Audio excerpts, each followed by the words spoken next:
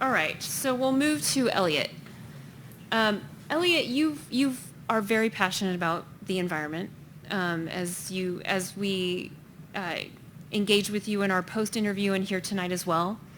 But a lot of the things that you say are big. They're more seemingly fitting for a national stage almost. For example, you've talked about divesting in fossil fuels. And that's not, I don't know that that's something the city council has power to do. Specifically what power would you have as a council member to enact some of these policies Sure. deriving from the Green New Deal Sure. and some of these other big lofty ideas that you've stated? Absolutely. So let me just clarify one thing. The city already has investments in oil.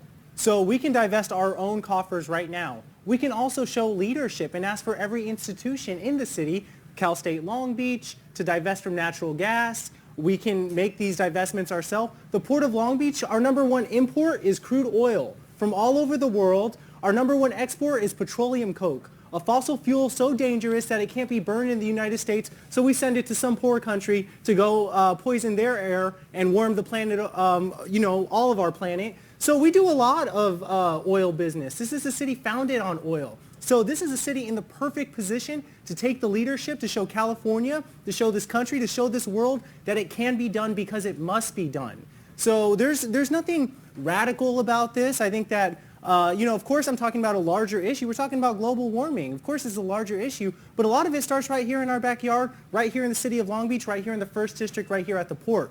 So yes, we can divest. And in fact, we have millions of dollars already invested, and we should move those millions of dollars to renewable energy.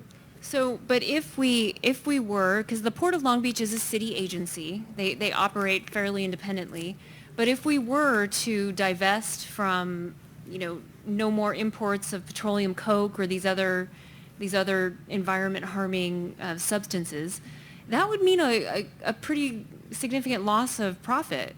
Absolutely. And I'm not concerned about their profits. That's not our profits. But for the That's city profits too, that end though. up we get a trickle-down effect. But the profits don't go to us, and profits end up in the private hands of a very wealthy industry. And we just get a small percentage. But let's also talk about what we lose if we don't do this. We're going to lose our city. We're already poisoning the air. We're already costing these children their breathing capacity. Somebody's child has to get asthma. So to me, those kind of risk or sacrifices, these children's lungs and all of the future of life on Earth, is not something that we put a dollar amount and think, well, AES and the Koch brothers and whoever's making their fortune. Your time is up. I just want to, so you're willing to sacrifice some jobs for a cleaner environment? No, I'm not willing to Okay. sacrifice jobs. I'm calling for us to create new jobs, and I'm sure as hell not willing to sacrifice anybody's children's lungs. Okay. Thank you.